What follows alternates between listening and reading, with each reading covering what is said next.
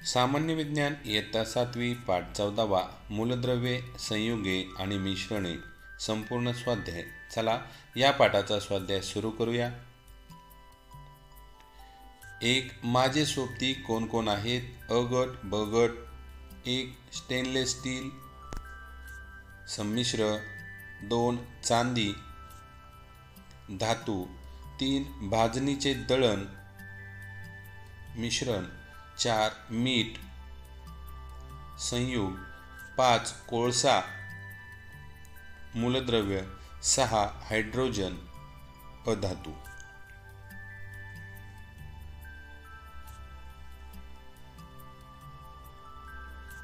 दोन ZN CD XE BR TI CU FE SI IR PT या संज्ञावरून मूलद्रव्याची नावे लिहा.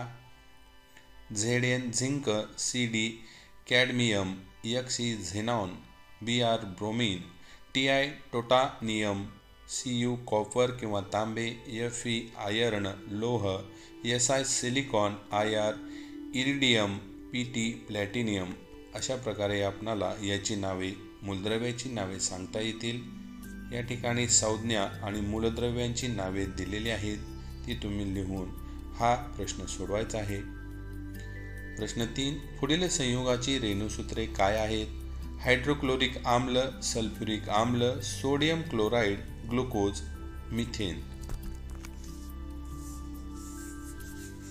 हायड्रोक्लोरिक आम्ल HCl, सल्फ्युरिक आम्ल H2SO4, sodium chloride NaCl, glucose C6H12O6, methane CH4.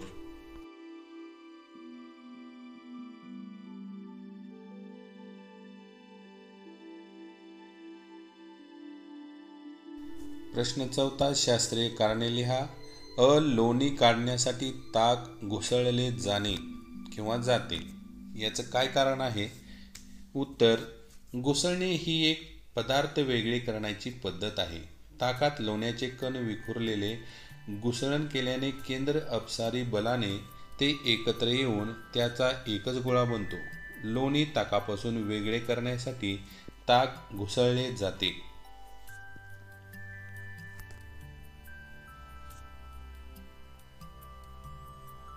हा रंजक द्रव्य पृथक्करण पद्धतीत पाणी कागदाच्या टोकापर्यंत चढते तेव्हा मिश्रणातील घटक पदार्थ कमी उंचीपर्यंत चढलेले असतात.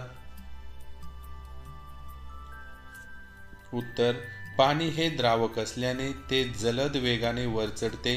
पाण्यातील मिश्रणाचे घटक पदार्थ तितक्या वेगाने वर चढणार नाहीत, कारण ते गाळण कागदाला चिकटून राहतील. पाणी मात्र तसे करणार नाही.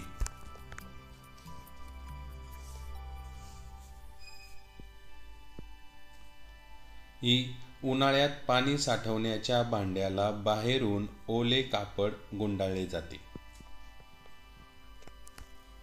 उत्तर, पाणी साठवण्याच्या भांड्याला बाहेरून गुंडाळलेल्या ओल्या कापडातले पाणी उष्णतेने बाष्पात रूपांतरित होते.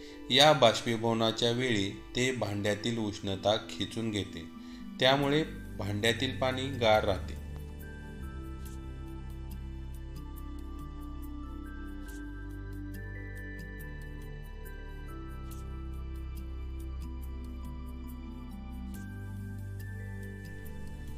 फरक स्पष्ट करा. धातू आणि अधातू. धातू धातूंना चकाकी असते, अधातू चकाकत नाहीत. धातू वर्धनीय असतात, अधातू वर्धनीय नसतात. धातूंना तन्यता असते, अधातूंना तन्यता नसते. धातू उष्णता व विजेचे सुवाहक असतात, अधातू उष्णता व विजेचे दुर्वाहक असतात.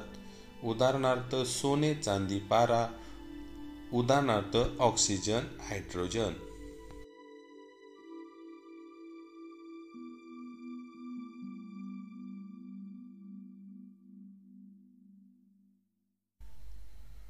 मिश्रणे आणि संयुगे. मिश्रणे 2 किंवा अधिक पदार्थ कोणत्याही प्रमाणात मिसळले असता मिश्रण तयार होते. 2 किंवा अधिक मूलद्रव्याच्या वजनी प्रमाणात रासायनिक अभिक्रिया घडून संयुग तयार होते. मिश्रणातील घटक साध्या भौतिक पद्धतीने वेगळे करता येतात. संयुगातील घटक मूलद्रव्य साध्या भौतिक पद्धतीने वेगळे करता येत नाहीत. मिश्रणातील मूळ घटक पदार्थाचे गुणधर्म कायम राहतात. उदाहरणार्थ मीठ, साखर व पाणी यांचे मिश्रण. संयुगाचे गुणधर्म त्यातील घटक मूलद्रव्याच्या गुणधर्मापेक्षा पूर्णपणे वेगळे असतात. उदाहरणार्थ पाणी हे संयुग आहे.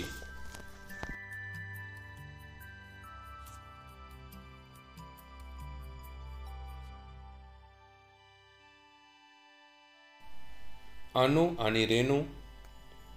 अणू मूलद्रव्याचा सर्वात लहान कण ज्यात मूलद्रव्याचे सर्व गुणधर्म असतात त्याला अणू असे म्हणतात. मूलद्रव्याचे किंवा संयुगाचे सर्व गुणधर्म असणाऱ्या तसेच स्वतंत्र अस्तित्व असणाऱ्या लहानात लहान कणास रेणू म्हणतात. 2. अणूचे विभाजन सहज शक्य नसते. त्याचे विभाजन केल्यास मूलद्रव्याचे गुणधर्म नाहीसे होतात. रेणू हा त्याच्या 2 किंवा अधिक अणूमध्ये विभाजित करता येतो. अणू एकत्र आल्यास रेणू बनतो. रेणू एकत्र आल्यास त्यापासून उत्पादन बनते.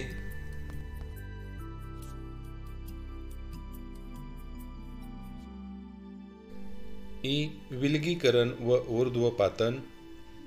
विलगीकरण एकमेकात न विरघळणाऱ्या 2 द्रवांचे मिश्रण एकमेकांपासून वेगळे करण्यासाठी. अशुद्ध द्रव पदार्थ शुद्ध करण्यासाठी ऊर्ध्वपातन पद्धती वापरली जाते. या पद्धतीत उष्णता द्यावी लागत नाही. या पद्धतीत उष्णता द्यावी लागते.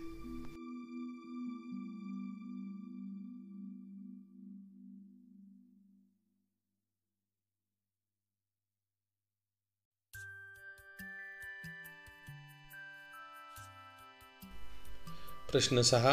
खालील प्रश्नांची उत्तरे तुमच्या शब्दात लिहा. मिश्रणातील विविध घटक साध्या पद्धतीने कसे वेगळे केले जातात? उत्तर. मिश्रणातील विविध घटक वेगळे करण्यासाठी गाळणे, चाळणे, वेचणे, निवडणे, पाखडणे, चुंबक फिरवणे तसेच संप्लवन यासारख्या सहज सोप्या पद्धतींचा वापर केला जातो.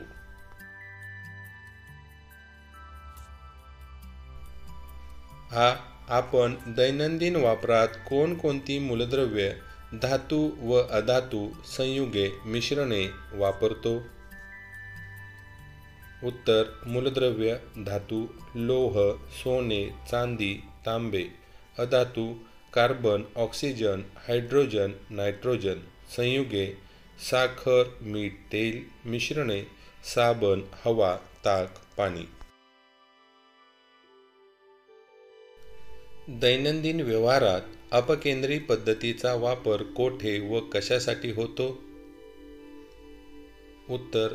थेट अपकेंद्री पद्धतीचा वापर दैनंदिन व्यवहारात केला जात नाही. या तत्वावर आधारित पद्धत म्हणजे 1. ताक उसळवून लोणी वेगळे करणे. 2. वॉशिंग मशीनमध्ये कपडे वाळवणे. 3. व्हॅक्यूम क्लीनर घरातील कचरा साफ करण्यासाठी.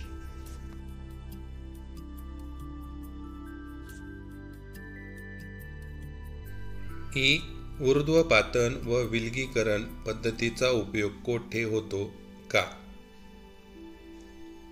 ऊर्ध्वपातन अशुद्ध द्रव पदार्थ शुद्ध करण्यासाठी तसेच द्रावणामधून द्रावक आणि द्राव्य यांना वेगळे करण्यासाठी ऊर्ध्वपातन पद्धती वापरली जाते.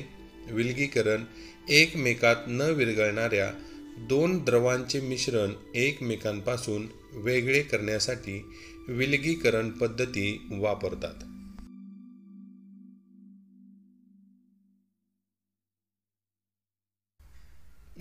ऊर्ध्वपातन व विलगीकरण पद्धत वापरताना तुम्ही कोणती काळजी घ्याल?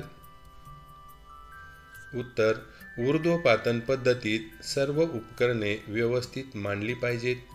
संघननी नलिका योग्य रीतीने थंड राहिली पाहिजे. विलगीकरण, हात स्वच्छ धुणे, मास्क, रबरी हातमोजे वापरणे, विलगीकरण नरसाळी स्टँडला पक्के बसवणे.